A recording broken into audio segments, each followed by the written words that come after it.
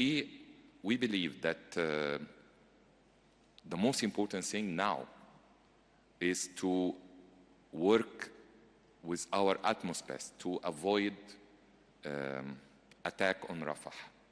Because the situation now in Rafah, that you have more than 1.1 million Palestinians who has been displaced from North and Middle Gaza to Rafah, in addition to already 250,000 original inhabitants. You are speak about between 1.3, 1.4 million Palestinians who are now scattered and distributed on the borders between Egypt and Rafah now. So any kind of attack for those people, it will represent, I cannot describe the word, but it will be, of course, a catastrophic measure. And of course, this might entail, of course, another displacement of those people who might seek any kind of safe place. So maybe they would, of course, put a pressure to cross the border to Egypt. And of course, as Egyptian government, we are, from the humanitarian point of view, we will be ready, of course, to provide all kinds of support to the Palestinians. But if we are speaking about the political side, this means that this will contribute, of course, to the end of the whole Palestinian case and what the whole world has agreed from the early beginning, that there must be a Palestinian state.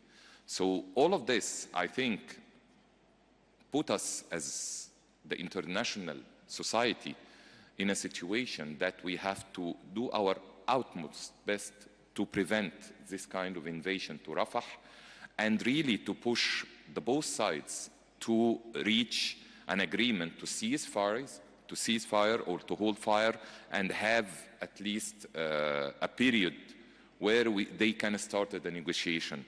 But honestly speaking, I would like here to close my first contribution without putting the overall objective for all of us, that any kind of negotiation end up with the two-state solution. This crisis will continue, and it will never stop, and it will harm everybody in this region. So we have to work very hard together, I think, the whole world, to really try to stop first this kind of unhuman, of course, attacks on Gaza, but we have to work for the more, long-term objective of having the two-state solution. Thank you. Mr. Prime Minister, thank you so much. Maybe just a quick follow-up from me to you. I did mention at the beginning that, of course, we are all reading about the negotiations between Hamas and Israel. To the extent that you can share, what is your current reading? Of course, we are hosting this kind of negotiation between the two parties, and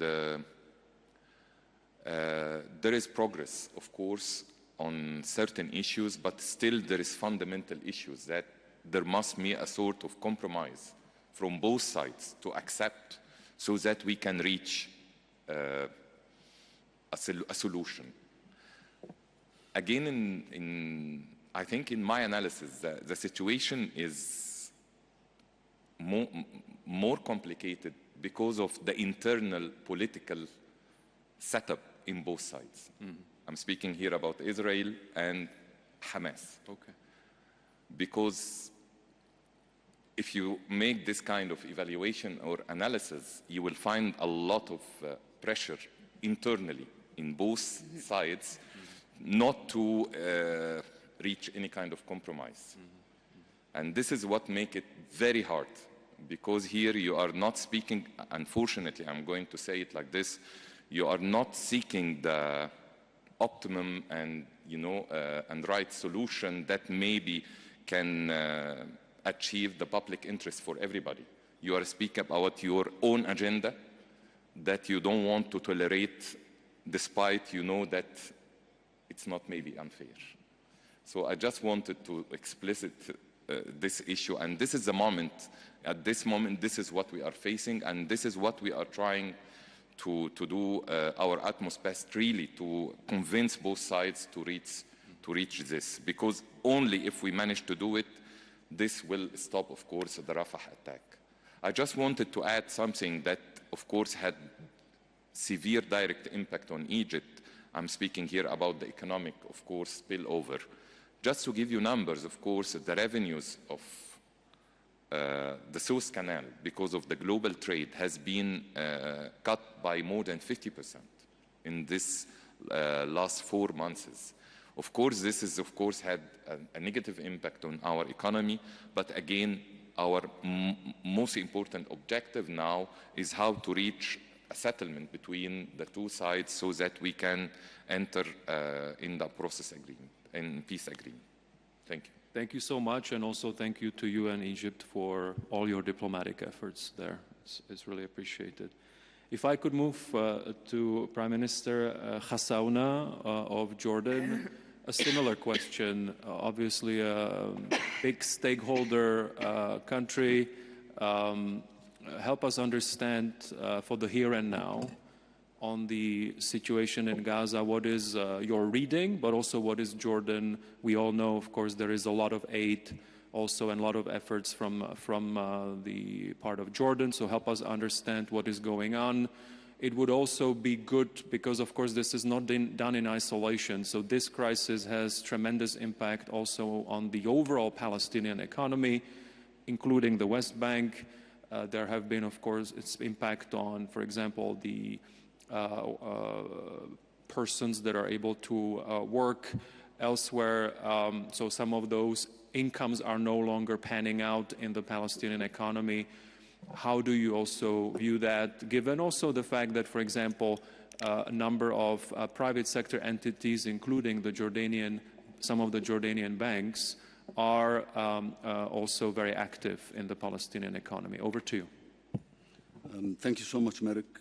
It's a pleasure and honor to be with this distinguished panel. And let me just quickly echo what Prime Minister Madbouli kicked off his valuable comments with by, again, reiterating our gratitude and thanks to Saudi Arabia for hosting this important event, and particularly to the custodian of the two holy sites and Crown Prince Mohammed bin Salman.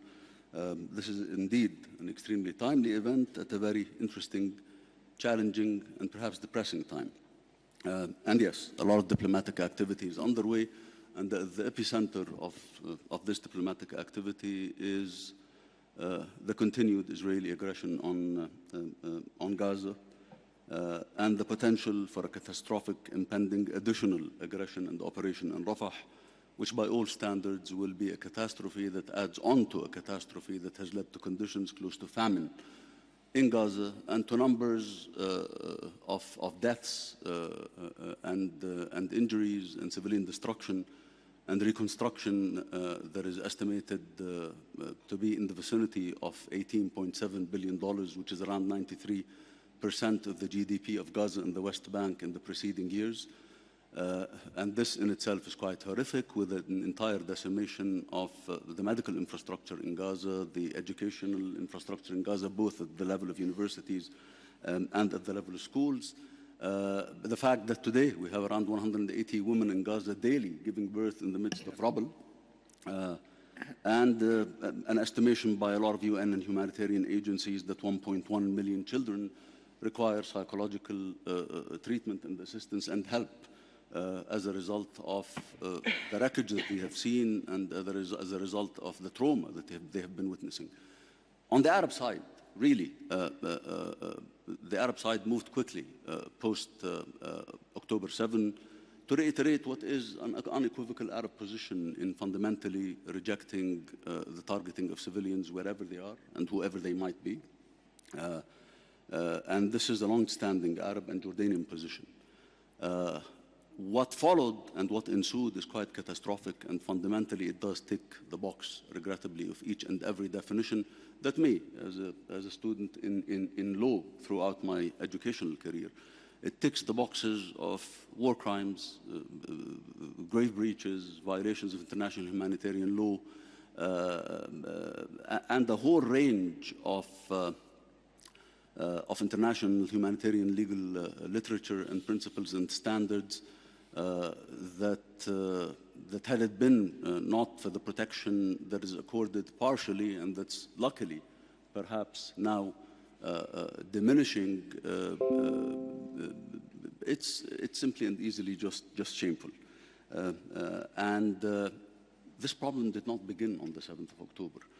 This entire problem and catastrophe is really the product of 70 years of continued Israeli occupation and the rejection to recognize the inalienable rights of the Palestinians to achieve their globally, internationally recognized aspirations, and chiefly among them their right to self-determination and to the establishment of their territorially contiguous independent Palestinian state that lives side by side in peace and prosperity and security with Israel on the 1967 borders, with East Jerusalem as its capital, as a requisite that fundamentally would also strengthen Israel's security, regional stability, and regional prosperity, and the prospects for regional integration and for unleashing the potential of this region, which is quite vast and which has consistently been bolted and held back as a result of the continuation of what is at the core of the broader Arab-Israeli discourse, which is the Palestinian-Israeli conflict and the non-realization of the Palestinian national aspirations, and namely the independent Palestinian state in the context of the two-state solution, which is a solution, the only solution, that the world seemingly does actually recognize, with the exception of the current movers and shakers in the Israeli political spectrum, regrettably.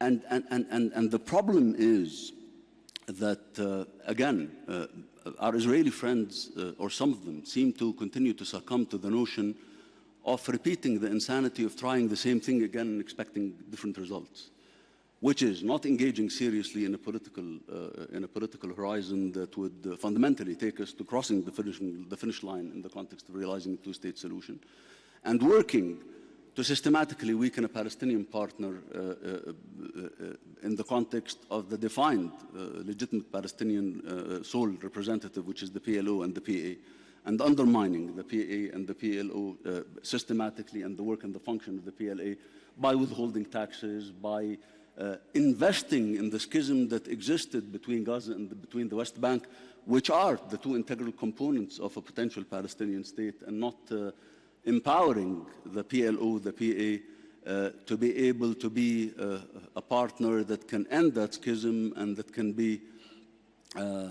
fundamentally the partner that can bring closure to the long-standing Palestinian-Israeli conflict and the broader Arab-Israeli conflict. We seem to be falling in the trap fundamentally of following the agenda of narrow-minded politicians and political calculus, frankly speaking, and it is quite catastrophic. Because today it is about the political calculus of some politicians in Israel at the expense of frankly, the security of Israelis, the safety of Israelis, the safety of Jordanians, Egyptians, Saudis, Arabs, and all in our region and beyond the region into really global peace and security. And we have seen the skirmishes between Iran and Israel a couple of weeks ago, which again, they were averted from a full-blown regional escalation that we have consistently been warning from in the event that this madness and this assault on Gaza and aggression on Gaza continues. And that threat, again, continues. Today, the Rafah operation would be catastrophic. The world should unite in bringing about a sustained ceasefire and ensures the continuous and sustained flow of humanitarian assistance and goods into Gaza. We have assumed the leading role in Jordan early on, 4 months ago, in streamlining the efforts aimed at achieving headway with making humanitarian aid and assistance reach Gaza when the king hosted a meeting for the different humanitarian agencies in Amman. We were pioneering in fundamentally introducing the innovative aspect of airdrops for humanitarian assistance, realizing that this is not sufficient, and we have basically mobilized continuously to attempt and try to generate sufficient leverage and pressure to ensure the opening of all border crossings, all of the border crossings, to allow the crossing of goods that are needed, because nothing compensates for a continuous, sustained, uninterrupted land bridge. And we are now continuing to basically push again for Israel to enable the UN personnel in Gaza to conduct the necessary distributions.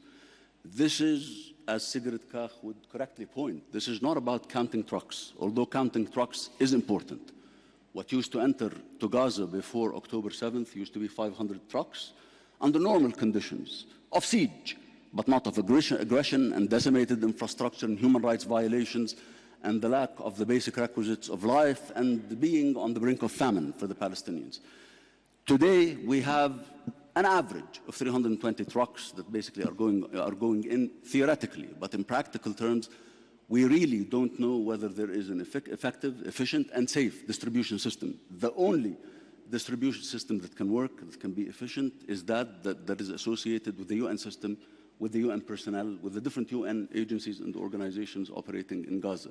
And that's why Israel has to really enable the UN system to function and work to ensure the sustained and sustainable flow of the goods that are carried on those trucks. And the estimate is that this sustained, uninterrupted flow will have to be in the vicinity of probably double the original number of the 500 trucks, and for many, many months to come, so that it can meet the basic requisites of the humanitarian catastrophe that we see in Gaza today. Today, some of the Israeli politicians are basically taking us in the direction of focusing only on having an operation in Rafah or not having an operation in Rafah. An operation in Rafah will be catastrophic, but this is not the epicenter of the issue. Today, what we need to see fundamentally is definitely no operation in Rafah, definitely a ceasefire, and definitely moving and shifting away from a thought process that attempts the day after, when we get to that point, of just attempting to manage the situation and to manage Gaza. What we have to look at is an irreversible pathway towards realizing the two-state solution in the context of irreversible steps that would materialize and crystallize the two-state solution, so that we are not in this bind again in a couple of years, and in a manner that would fundamentally, again, drag the region and perhaps the entire world into further tension and endanger global peace and global security.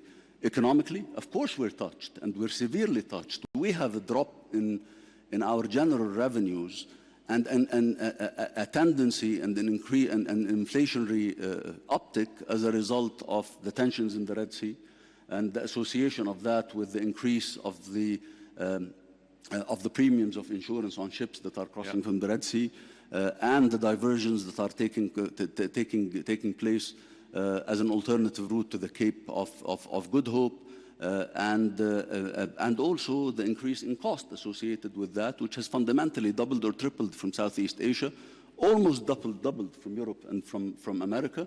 Again, today, the focus is really to end this Israeli aggression, to bring about a credible political pathway that's irreversible, that takes us to the two-state solution, because this is what will entrench regional peace, regional security, and regional stability, and frankly, to empower the Palestinian partner, which is the PLO and the PA, to be able to, again,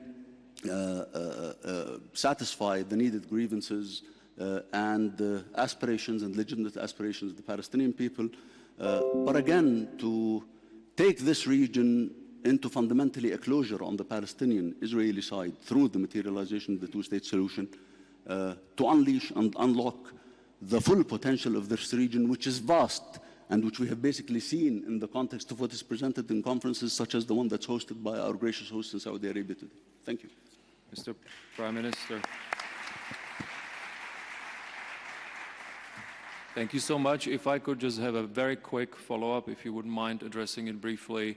Of course, I know we don't have a representative here of the Palestinian Authority, but also just to understand your perspective on what this means for particularly the West Bank economy, how fragile it is right now as a result of this crisis.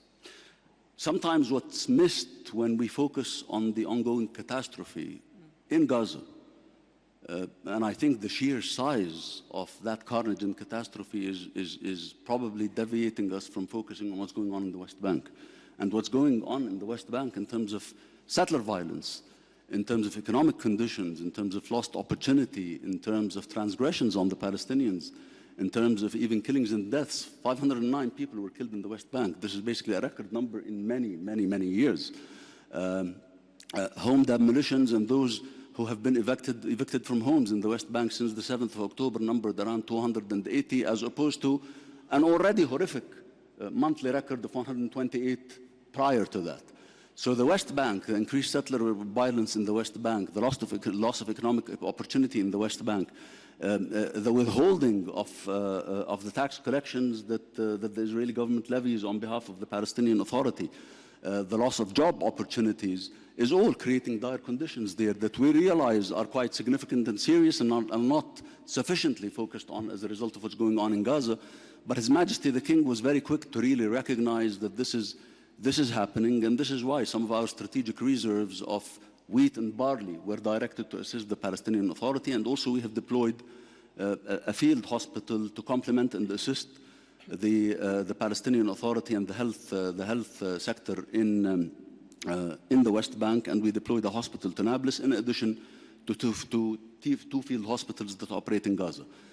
Yes, the economy in the West Bank is quite dire, and again, this is directly attributed to the disempowerment of the supposed partner systematically by some of the Israeli governments that is occurring, and that is fundamentally again done by default, but most likely purposefully. And I hope that basically we move into a more wise approach that serves the Israelis, the Arabs, and the world at large. Thank you. Thank you so much. Let me move to Sigrid Kaak. You are responsible for the UN for both the humanitarian aspect, but also you are the reconstruction coordinator as well. So you're spanning both functions. You had a testimony to the UN Security Council. One of your, I think you have a regular testimonies there. So the last one, you called for a paradigm shift that is required in terms of addressing the humanitarian situation in Gaza. Could you please explain what you meant? Yeah, no, thank you very much. And of course, let me also express my thanks to the Kingdom of Saudi Arabia for hosting us and being here. I think a lot of the important points have been raised by both Prime Ministers of Egypt and Jordan. The paradigm shift is required when it comes to the scale-up, sustainability, predictability, and diversification of humanitarian assistance to Gaza. We've moved from food, which was urgent, dealing with a situation of near famine conditions, certainly in the north. People, the majority or almost all citizens in Gaza, Palestinians, being food insecure, to now having some supplies in. The Israeli government has responded to pressures and requirements and asks also by the UN in the adoption of a number of measures on 5th of April. My ask is that much more is needed. And it is about what the Prime Minister said. We need to know what's coming, but we also need diverse goods. You cannot deal with the tremendous impact of this crisis on the civilian population with only flour or only limited types of goods. People need to have healthy produce, they need to have medication, they need to have access to treatment. Given the scale of destruction and the inability to reach, but also the level and the impact of the crisis on the civilian population, we're calling for this paradigm shift, and that's measurable. So we're not counting trucks, we're seeing what gets distributed and which types of assistance reaches people. That's quite a complex exercise because the ability to distribute in Gaza is still encountering a number of obstacles. Some practical, road repairs, where a tank can go, a truck cannot go. The behavior at checkpoints needs to alter. We need effective deconfliction. The example, I tend to wave my hands, very un-Dutch, but the tragic incident with the WCK that obviously led to the final pressure point is exemplary of what the over 200 humanitarian workers have faced, and they've lost their lives in Gaza. Another unprecedented number. And you can correlate that to the high number of victims, women, children, and the elderly. And this goes on. So the paradigm shift needs to be in the focus of the now, the ability to actually reach people, but also if we look ahead. Because needless to say, the reconstruction efforts not only politically but also from an investment perspective, are all tied to the political parameters, the two-state solution. But from a humanitarian and from a human perspective, we cannot ask civilians to wait. Children need to be schooled. Over 1 million children are not being schooled. It will be a school in a tent, potentially, for a while, as the UNRWA educational facilities are actually used as shelters for families. How do we provide for shelter? How do we provide for the rehabilitation of the health clinics? If we want to avert a further epidemic of communicable diseases which are predictable in Gaza right now, given the absence of water, given the absence of clean of sewage treatment, of sanitation, we need to act now. And this cannot wait for the political solution. Whilst we are clear on the parameters and the immediate return of the Palestinian Authority to resume its governance. A second aspect of paradigm shift that is needed, and I'll pause here then immediately to give space to Samer, is stabilization. Without security, without a resumption of security services that are credible and that are an aspect of governance, it's very difficult to implement because lawlessness has occurred as the de facto police was no longer allowed to operate.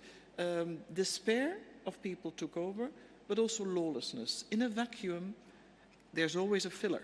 And in this case, it's criminal gangs, which increase prices that we've tackled. But we need governance of that. Security and security services are a key component. So the paradigm shift is in the now, but it's also looking towards the future, because ultimately, with the level of destruction and despair, and I've been to Gaza now 4 times, I intend to have my office there. I will be there very often, because leadership is, I think, in being on the ground. People tell you that we feel like zombies. The mental health crisis is humongous.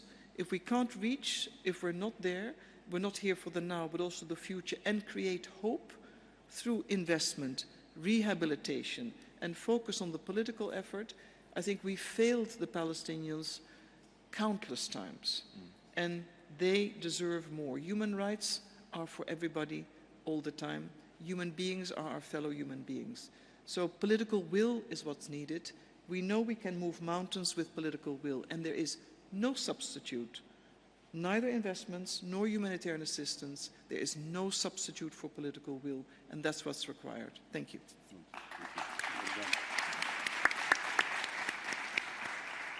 Thank you so much, Ms. Kag. Samer Khouri, as I said, you are, of course, you are a Palestinian private sector leader, engaged not only in your industry, but I know you're very active in Palestine overall. I have known you for a while.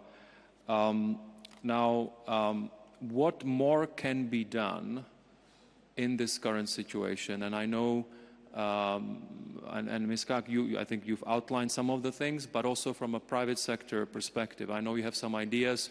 What more can be done in this situation? First, I will start for all of us around this room to pray for the people who lost their lives from both sides. Yeah.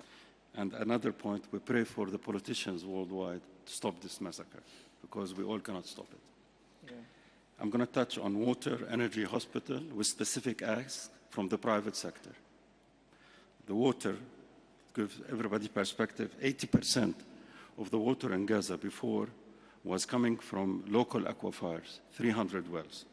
The private sector is willing to upgrade that. What we simply need Israel to allow us to access and import certain material that we're not allowed to import. Second point, diesel. We all know there's very limited amount of diesel that goes into Gaza today. That's on water. Energy, Gaza used to have 400 megawatt. 120 from Israel, 70 from the existing power plant, 40 from Egypt, 60 solar power plant. Allow us to bring back the 60. That's an immediate 60. And I was discussing with the Egyptian Prime Minister, let's make a task force to get back the 40 megawatts from Egypt. That's 100 megawatt. We can do that in a matter of weeks, not months. On the hospital, healthcare, only 8 out of the 40 hospitals. We are willing as private sector to partner with governments.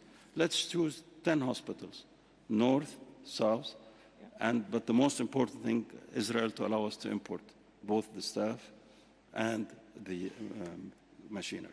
Yeah. So these are specific practical ideas. I hope through your good offices and your good office we can make task force work on them. Yeah. If I may just add, please.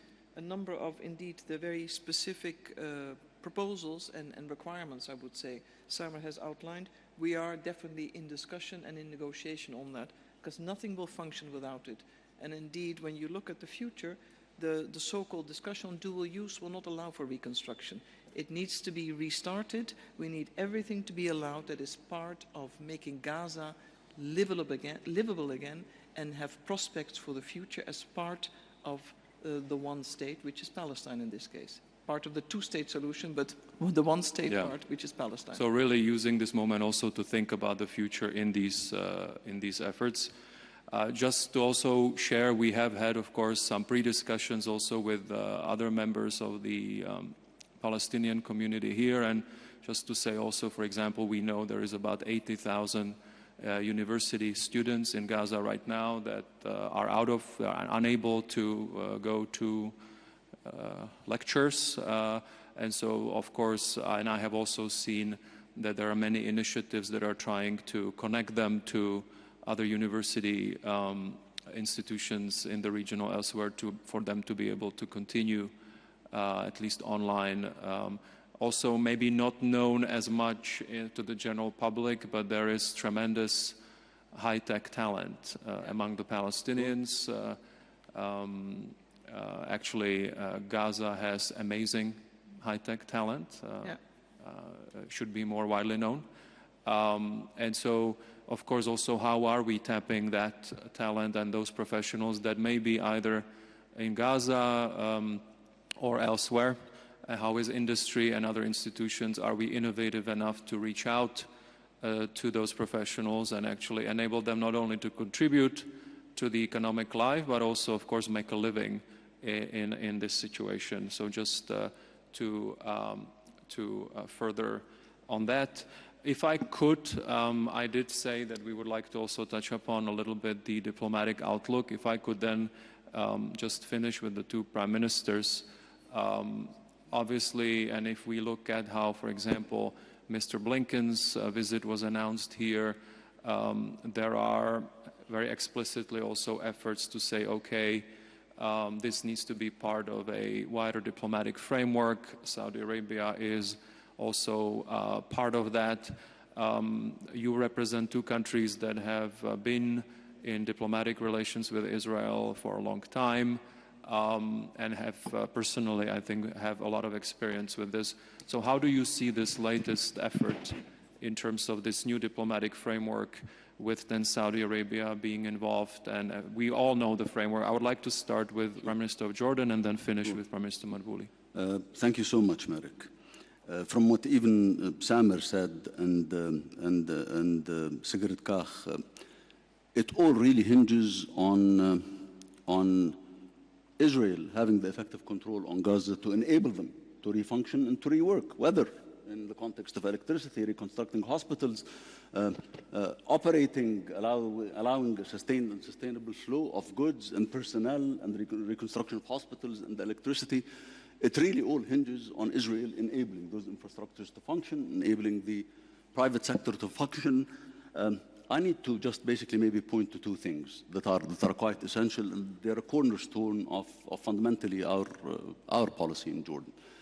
We caution and continue to caution from Israel creating conditions that would fundamentally lead to either voluntary or forced transfer of population outside of Gaza and the West Bank in any direction outside Palestine, because this is basically something that will liquidate or aims at liquidating the Palestinian cause.